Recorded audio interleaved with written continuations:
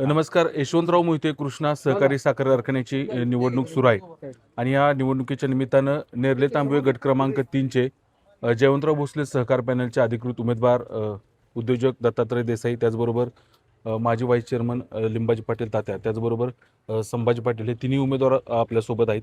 आपण त्यांच्याशी आज बातचीत करणार आहोत. साहेब नमस्कार. नमस्ते. प्रचार सुरू आहे, कसा प्रतिसाद आहे मतदारांचा?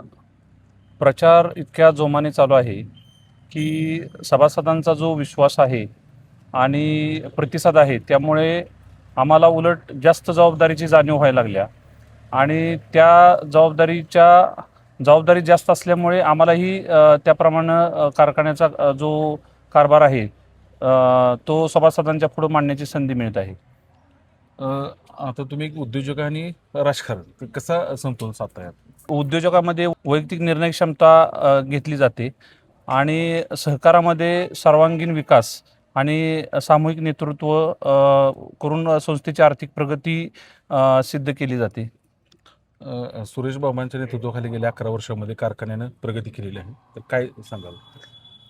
आदरणीय सुरेश बाबांच्या नेतृत्वाखाली कारखान्याने जी प्रगती केलेली आहे, खरं तर बघायचं झालं तर आदरणीय सुरेश बाबा हे सहकारातील एक दीपस्तंभ आहेत आणि त्यांनी केलेला कारभार हा अतिशय उत्कृष्टपणे पारदर्शक कारभार केलेला आहे. कारखान्याच्या दृष्टीने जी कारखान्याची विस्कटलेली घडी होती ती कारखान्याची विस्कटलेली घडी रोडावरती आणून सभासदांना योग्य उच्चांकी दर दिलेला आहे आणि त्याच्यातूनच सभासदांची सर्वांगीण विकास झालेला आहे. मला एक सांगा की या माध्यमातून सभासदांना तुम्ही काय आवाहन कराल?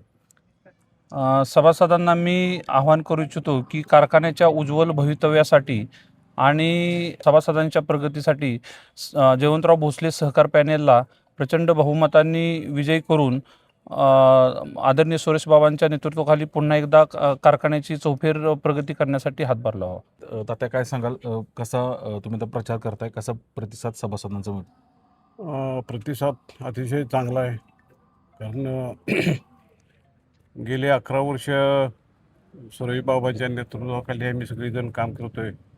बाबांनी अतिशय चांगलं नेटकं नियोजन करून, आर्थिक नियोजन करून कारखाना सुस्थितीत आज आणलेला आहे.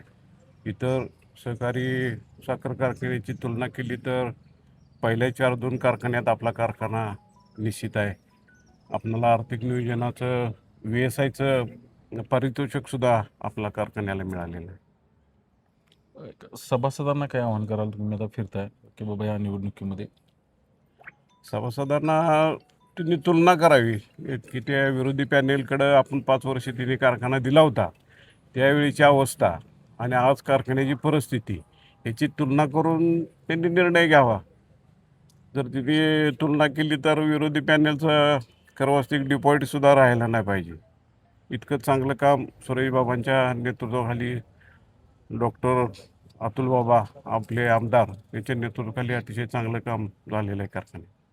याचबरोबर तिसरे उमेदवार संभाजी पाटील हे आपल्यासोबत आहेत. पाटील साहेब काय सांगाल, कसा प्रतिसाद सभासदांचा मिळतो आणि प्रचार कसा सुरू आहे? तसं पाहिलं तर कारखान्याचं ज्या वेळेला निवडणूक जाहीर झाली त्यापासून ते आजपर्यंत हा प्रतिसाद चांगल्या बहुसंख्येनं सभासदांचा प्रतिसाद हा जयवंतराव भोसले सहकार पॅनेलला आहे आणि सुरेश बाबा यांच्या पाठीशी चांगल्या रीतीनं आहे. सभासदांना काय सांगाल? सभासदांना एवढंच आवाहन करतो की मगाशी सांगितल्याप्रमाणे आमचे दत्तासाहेब असतील, लिंबाजी तात्या असतील, त्यांनी सांगितलं की एक तुलना करा सभासदांची आणि त्यांनी केलेल्या कारभाराची. सभासदांनी कधी तुलना करायची तर मागल्या 11 वर्षापूर्वी ज्यावेळेला कारखाना त्यांच्या ताब्यात होता तो कारखाना त्यावेळेला कसा रीतीने चालवला जात होता आणि आत्ताची परिस्थिती गेल्या 11 वर्षामध्ये काय आहे आणि तिची तुलना करून सभासदांनी ठाम निर्णय घेणं गरजेचं आहे.